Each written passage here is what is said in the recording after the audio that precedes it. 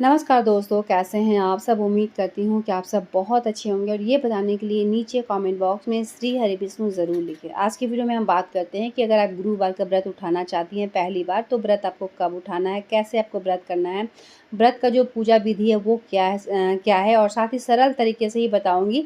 और आपको कथा कब कहना है और इसमें क्या खाया जाता है, फलाहार हो या फिर अन्न हो, कैसे क्या खाया जाता है, हर चीज़ के बारे में बहुत ही सरल सिंपल तरीके से बताऊँगी, जिससे कि बहुत ही आसानी से आप व्रत कर सकें। क्योंकि मैं खुद भी ये व्रत की हूँ तो अच्छे से मैं आपको बता सकती हूँ। तो अच्छे से वीडियो को देखिए, कोई भी सवाल सुझाव डाउट हो नीचे कमेंट बॉक्स में ज़रूर बताएं।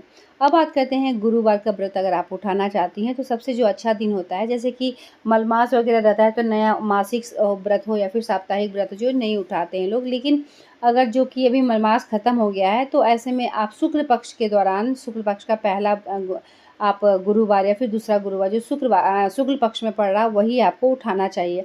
ठीक है, तो यानी शुक्ल पक्ष में आप मंगल हो, सोमवार हो या फिर गुरुवार का व्रत हो आप उठा सकती हैं। दिन हो गया।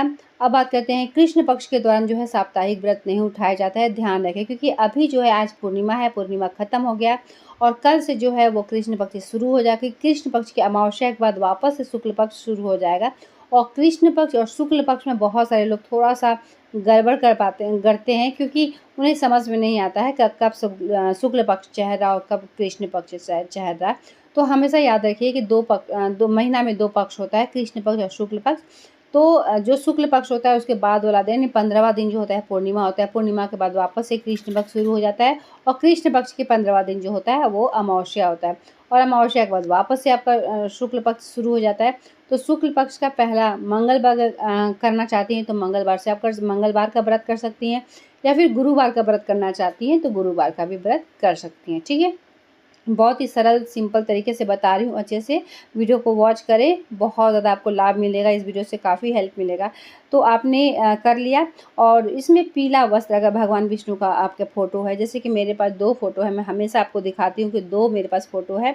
और एक जो है इस टाइप का और दूसरा जो है लेटा हुआ, जिसमें माँ लक्ष्मी जो है विष्णु भगवान का पैर दबा रही है। तो दोनों फ़ोटो मेरे पास है। अगर पति पत्नी में किसी भी तरह का खटास है, तनाव है, तो आप वो पिक्चर भी रख सकती हैं। ठीक है, और ये पिक्चर जो है मुझे किसी पंडित ने बताया था कि ऐसा आप फ़ोटो रखो।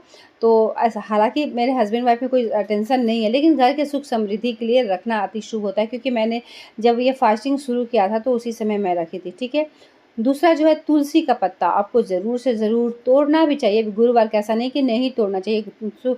विष्णु भगवान को अर्पित ज़रूर से ज़रूर करें। विष्णु भगवान को अगर तुलसी का एक पत्र भी अर्पित करती है तो करोड़ों गुना आपको लाभ मिलता है। तो विष्णु भगवान को अर्पित करें और अति उत्तम होता है।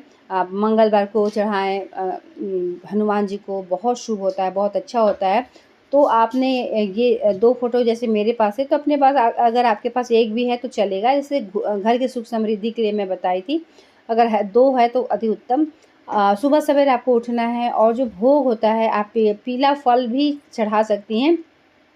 बहुत सारे लोग जो कहते हैं कि केला नहीं खाया जाता है, तो जो व्रत करते हैं ऐसा नहीं कि केला नहीं खाया जाता है, केला खाया जाता है। जिस व्रत का आप पूजा करती हैं उस व्रत का फला हुआ केला जो हमारे साइड में है, कि उस व्रत का, जैसे कि किसी बहुत सारा केला का पौधा है, किसी एक पौधे में अगर आप पूजा करें, उस पौधे में अगर केला निकल गया तो ऐसा कहा जाता है कि वो केला जो है आप नहीं खा सकती हैं।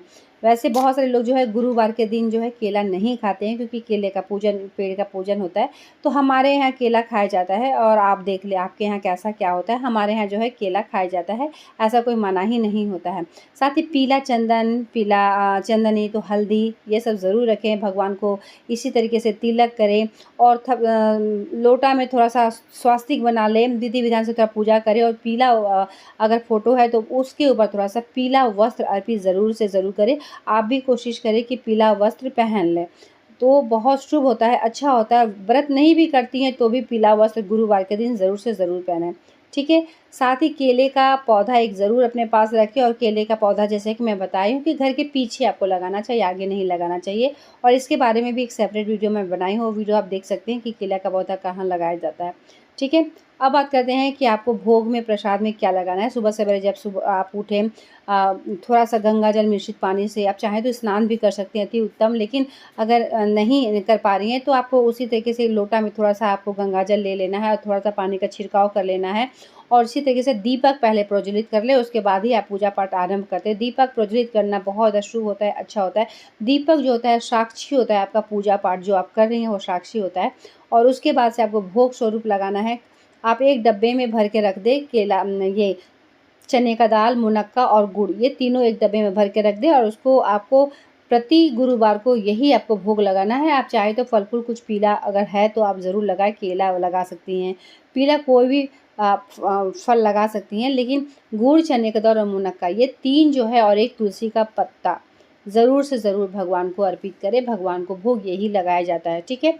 तो भोग भी हो गया, व्रत आपको किस दिन करना है वो भी हो गया। शाम को आपको क्या खाना कब है ये भी बता दूं कि फलाहार जो है आप जैसे कि सुबह पूजा पाठ कर ली, उसके बाद चाय पानी आप पी सकती हैं। आप चाहें तो दोपहर में साबूदाना भी खा सकती हैं। इसमें अनाज एक टाइम खाया जाता है, 2 टाइम नहीं खाया जाता है। जब आप अनाज खाती हैं तो ये जो आपने भोग लगाया है चने का दाल, मुनक्का, गुड़, आपको शाम को उठाना है। जब भी आप उठा के रखती हैं तो ऐसा नहीं कि दोपहर में आप खा लें, क्योंकि अनाज आपको एक ही बार खाना है, एक ही बार मुँह जूठा करना है। तो अगर आपने ये चने का दाल, मुनक्का, गुड़ आपने खा लिया, उसके बाद आपको दोबारा कुछ भी नहीं खाना है, ध्यान रखें। मतलब आपका मुँह जो है एक ही बार आपको जूठा करना है। तो इसके लिए आप शाम को दीपक वगैरह जला दें, आरती करें और उसके बाद आपको जो है अच्छे से बैठना है। पीला जो भी जैसे बेसन का हलवा हुआ, अगर आप चूड़ा दही दूध खा रहे हैं, अनाज खाया जाता है एक टाइम। अगर आप चाहें तो जो साबूदाना तो आप फलाहार में हो गया, आपको अनाज खाना है। या फिर जैसे मैं बताई बेसन का हुआ, या फिर आप दूध रोटी भी खा सकती हैं, आप चूड़ा दही भी खा सकती हैं, चूड़ा दूध भी खा सकती हैं, लेकिन थोड़ा-सा एक चुटकी आपको उसमें हल्दी डाल लेना ताकि वो चीज़ पीला हो जाए। उसके बाद आपको जो है वही चने का दाल, मुनक्का, गुड़ जो है आप खुद भी खाएँ और लोगों को प्रसाद स्वरूप भी दें, लेकिन थोड़ा-सा अग्रासन आपको ज़रूर निकाल देना। जो आप बैठी हैं आसन पे खाना खाने के लिए, तो अच्छे से आपको बिछा लेना है, पानी ले लेना है, अच्छे से आपको खाना खाना है। खाना खाने से पहले थोड़ा-सा अग्रासन निकाला जाता है, गौ माता को खिलाया जाता है। अगर गौ माता आपके पास है तो खिला दें, नहीं है तो बाहर में रख दें, क्योंकि उनके नाम से आप निकाली हैं, ठीक है। और वही प्रसाद खा लें और उसके बाद जो भी आपका खाना है, दूध रोटी हो या हलवा हो या कुछ भी आप बना रही हैं तो आप खा लें। और उसके बाद से जो है वो अग्रासन आपने निकाला है वो बाहर आपको रख दें। तो इस तरीके से आपका जो पूजा पाठ जो है वो कंप्लीट होता है दिन भर का, ठीक है। बहुत ही सरल तरीका है पूजा पाठ करने का। और कथा, मैं आपको कथा बोलना भूल गई।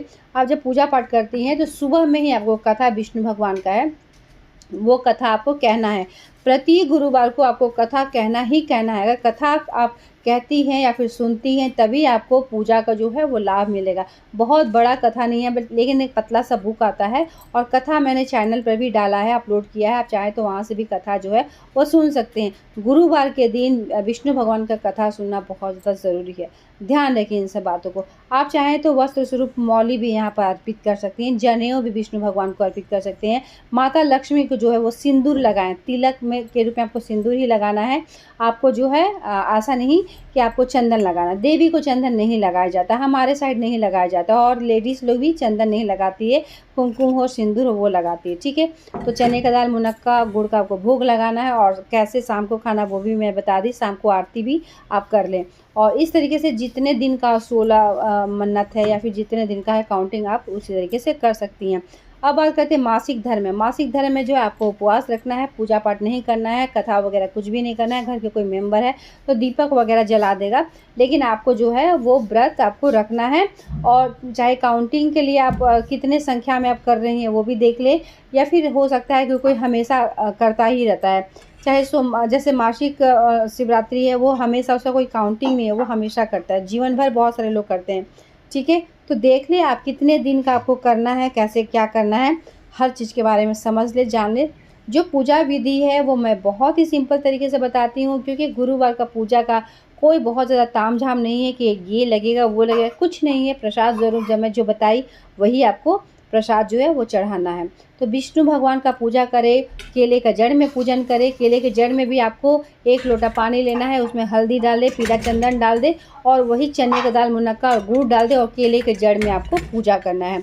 आरती वगैरह दिखाओ और एक जो है दीपक वहाँ केले के जड़ के पास आपको सुबह और शाम दोनों टाइम आपको रखना है। तुलसी जी की भी पूजा करें, क्योंकि विष्णु भगवान का पूजन करती है तो विष्णु प्रिया तुलसी होती है, तो तुलसी के पौधे में पूजा करें। आपको अच्छे से पूजा करना है और केले के जड़ में पूजा करना है और विष्णु भगवान का पूजा करना है। अच्छे से आपको कथा भी सुनना है। तो सब कुछ मैंने क्लियरली आपको समझा दिया। तो उम्मीद करती हूँ कि मेरे द्वारा दी हुई जानकारी से कहीं न कहीं आपको लाभ ज़रूर मिलेगा। फिर भी किसी भी तरह का सवाल, सुझाव, डाउट होगा नीचे कमेंट बॉक्स में ज़रूर बताएँ। मिलते हैं एक नए वीडियो के साथ, तब तक के लिए धन्यवाद।